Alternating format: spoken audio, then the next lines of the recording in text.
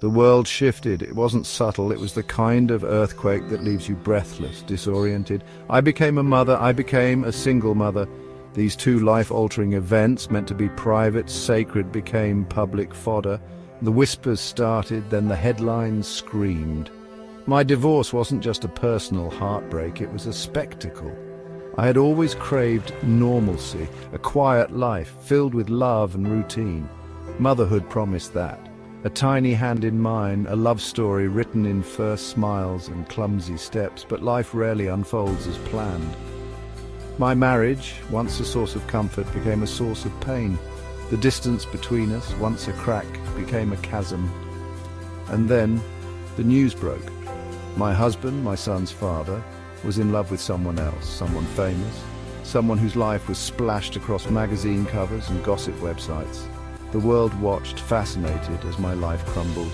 The irony wasn't lost on me. Here I was, a clinical psychologist specializing in perinatal mental health, living through a postpartum nightmare. The internet, once a source of connection, became a minefield. Every click, a potential trigger. Every headline, a fresh wave of nausea. My inbox overflowed with messages from strangers. Some kind, some cruel. All of them a reminder that my pain was public property. The grief was a physical thing. It sat heavy in my chest, making it hard to breathe. I was mourning the loss of my marriage, the life I thought we were building, but there was another layer of grief too. The loss of my privacy, my anonymity. The world felt entitled to my story, a story I was still trying to understand myself. Motherhood in those early days was a blur, a beautiful, messy, exhausting blur. My son, with his wide, trusting eyes, became my anchor.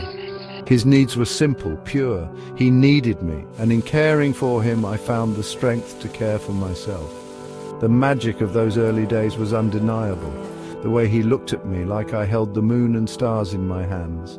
The way his tiny fingers curled around mine, grounding me in the present moment. But there was mundanity too, the endless cycle of feeding, changing, soothing, the sleep deprivation, the hormonal roller coaster. Looking back, I can see how easily I could have missed the signs. How the all-consuming nature of new motherhood could have masked the growing distance in my marriage. How the joy of my son's arrival could have temporarily eclipsed the pain of my own unraveling. They say knowledge is power, but sometimes knowledge feels like a curse. As a clinical psychologist, I knew all the right things to say. I could rattle off coping mechanisms, offer evidence-based strategies for navigating grief and loss. But knowing and doing were two very different things. The irony wasn't lost on me. Here I was, a supposed expert in mental health, drowning in my own pain. I felt like a fraud, peddling platitudes I couldn't seem to embody myself. The weight of my professional expertise felt heavy, a burden I wasn't sure I could bear. But slowly, gradually, I began to bridge the gap between knowing and doing. I allowed myself to feel the pain, to sit with the discomfort. I reached out for support, both personally and professionally. I reminded myself that I was not my circumstances, that I was worthy of love and healing. And in those moments of vulnerability, I discovered a new kind of strength. A strength born of honesty, of authenticity, a strength that allowed me to show up for my son even when I felt like falling apart.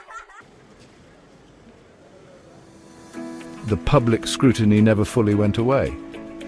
The whispers followed me, the headlines occasionally resurfaced, but I learned to live with it, to create boundaries between their narrative and my truth. I focused on what mattered: my son, my healing, my work. Co-parenting in the aftermath of such a public split was its own unique challenge, but we were both committed to putting our son first, to creating a stable, loving environment for him, even if our own relationship had fractured. There were moments of awkwardness, of course, of navigating holidays and birthdays, of trying to shield our son from the worst of the public eye. But there were also moments of grace, of shared laughter and understanding, moments that reminded me that even broken things can be beautiful. My story is not unique. It's a story of heartbreak, of resilience, of the messy, complicated realities of love and loss. It's a story about finding strength in unexpected places, about choosing hope even when the world feels dark.